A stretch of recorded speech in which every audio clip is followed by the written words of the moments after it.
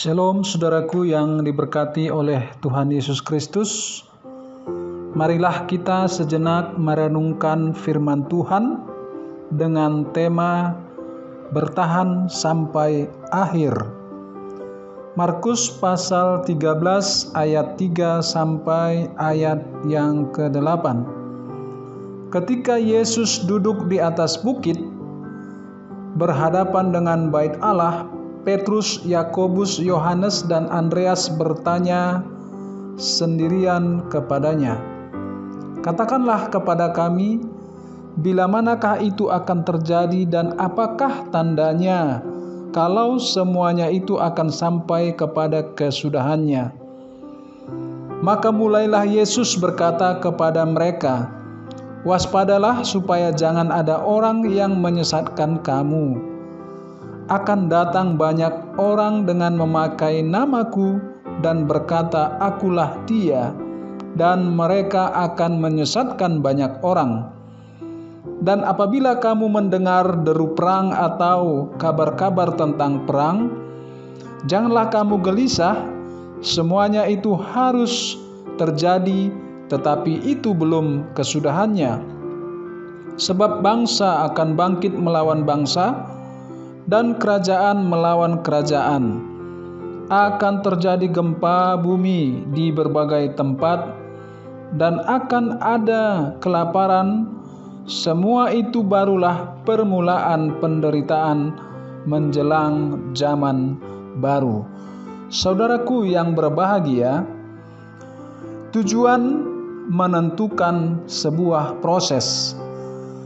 Semakin mulia dan agung tujuan yang hendak diraih, maka seseorang harus lebih berani menjalani proses untuk ditempa dengan cara yang luar biasa.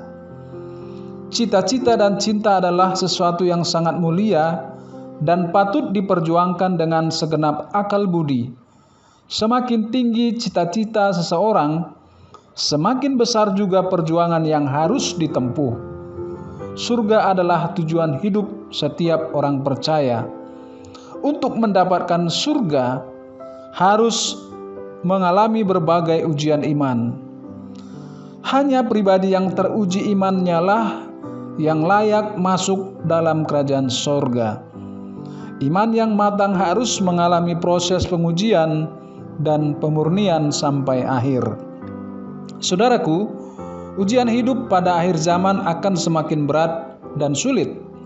Di tengah-tengah kesulitan yang kita hadapi, akan muncul banyak tawaran.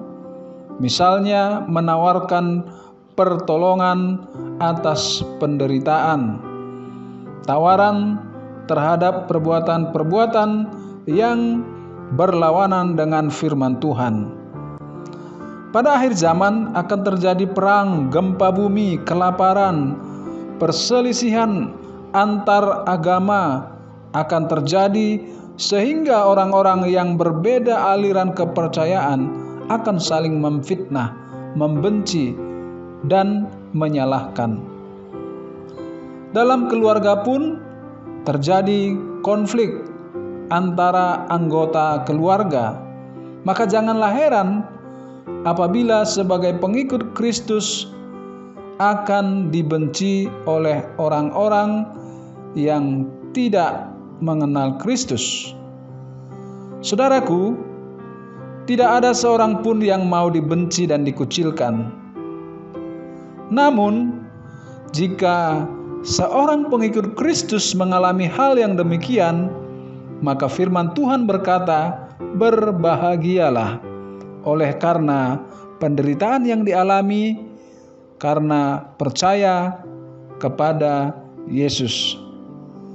Saudaraku, kebanyakan orang ingin menyenangkan hati semua orang, terlepas benar atau tidak, karena tidak mau dibenci.